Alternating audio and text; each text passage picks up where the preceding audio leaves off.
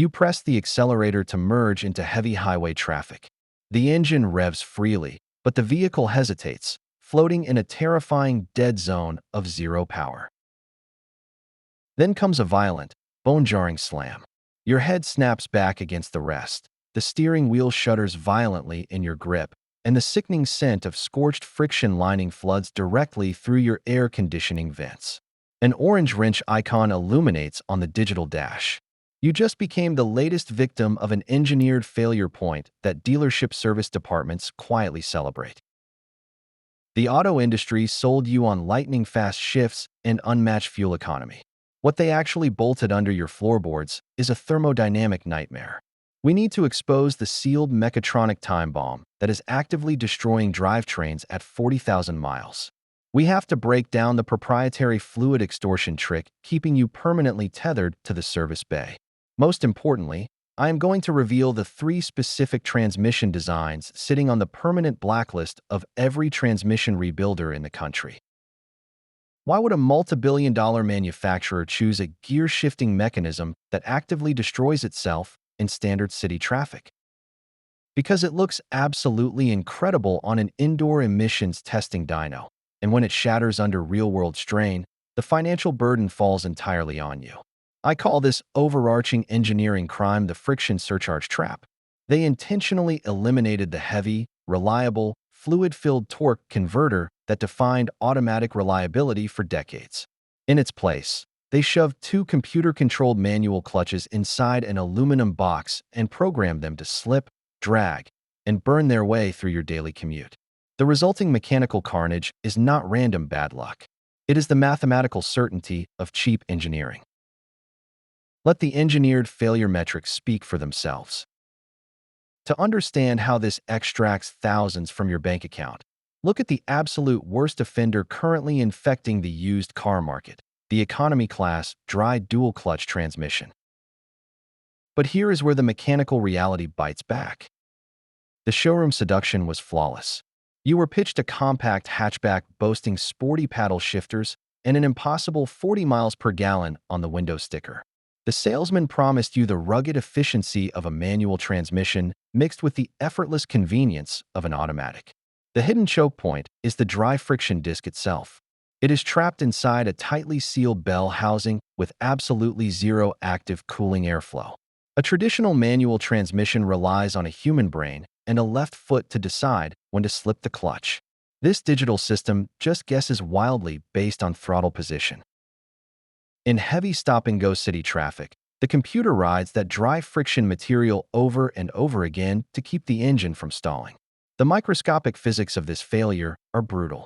The repeated, agonizingly slow engagement generates intense, localized thermal spikes. That extreme heat bakes the delicate rubber input shaft seals directly behind the flywheel.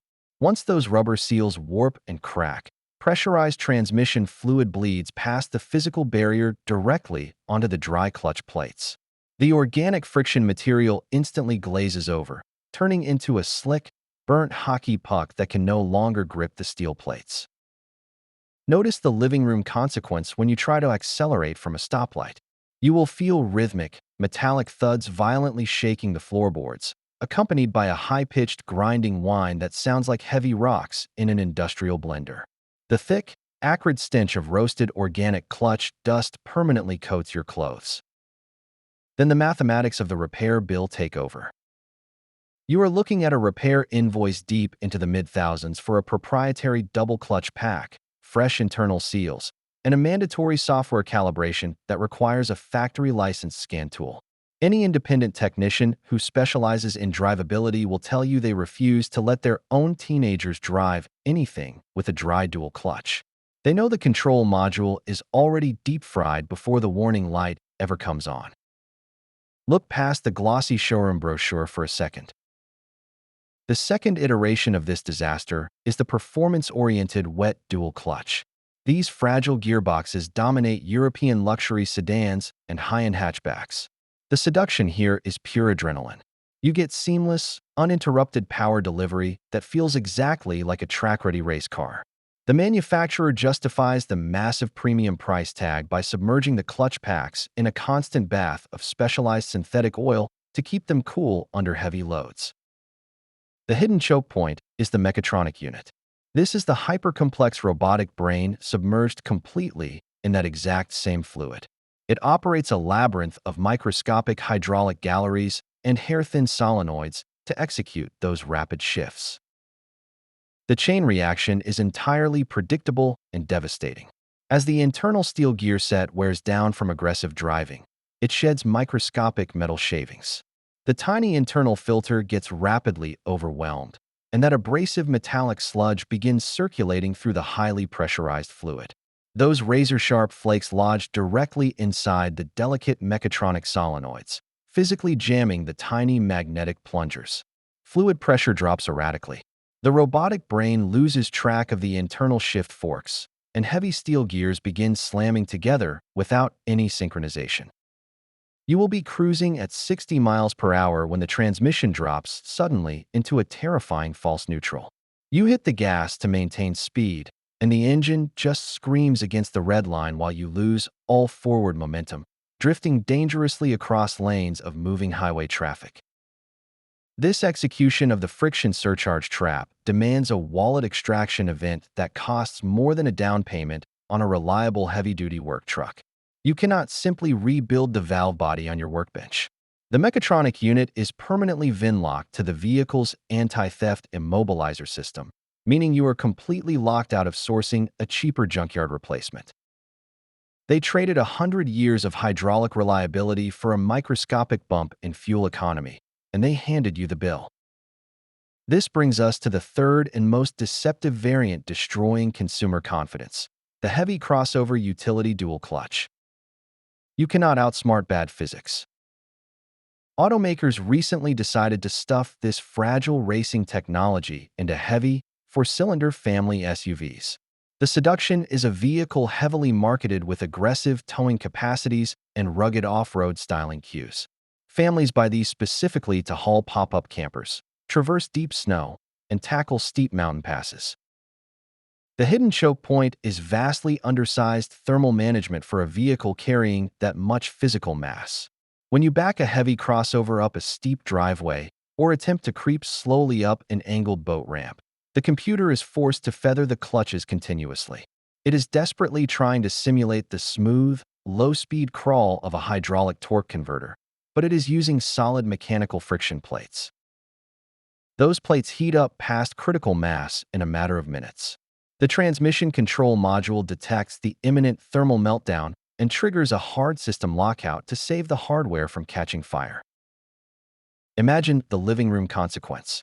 You are entirely paralyzed on a single-lane boat ramp. The dashboard warning chimes are screaming a frantic rhythm. A bright red digital message literally commands you to pull over safely, but the transmission has already neutralized itself. You are trapped, blocking traffic, listening to the auxiliary cooling fans roar while you wait 20 minutes for the metal components to physically cool down enough to move another 10 feet. The financial penalty here rarely stops at a single component replacement. The extreme thermal cycling permanently warps the internal clutch basket, demanding a complete, factory-authorized transmission swap that easily cracks the $5,000 mark. Look in the scrap bins behind any busy drivetrain specialist, and you will see mountains of these exact fused clutch baskets. The corporate playbook relies on your exhaustion. They know exactly how to manage your frustration through a highly engineered trap pipeline. They stretch your patience until you finally capitulate and hand over your credit card. First, the dealership applies a digital bandage, flashing the control module with a software update that intentionally softens the shift points to mask the worsening physical hardware damage. Next, they mandate extreme proprietary fluid flush intervals, bleeding your routine maintenance budget dry just to keep a fragile powertrain warranty active. Then, when the internal solenoids inevitably choke on circulating metal shavings, they force a mandatory dealer-only replacement of the entire mechatronic brain. Finally, the replacement unit they bolt into your vehicle carries the exact same fundamental engineering flaw, restarting the ticking clock on your dashboard. Ask the folks actually turning wrenches for a living. There is no permanent aftermarket fix for a mechanical system designed from the factory to consume itself. The only way to win this game is to refuse participation in the experiment entirely.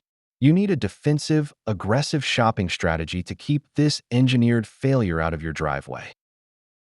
The trap is entirely avoidable if you change your baseline. Demand a traditional hydraulic torque converter automatic. Count the gears, 6 or 8 is plenty. Reject anything marketed as an automated manual. Check the fluid maintenance interval yourself. Walk away from paddle shifters on economy cars. Avoid dry clutches in heavy stop-and-go traffic.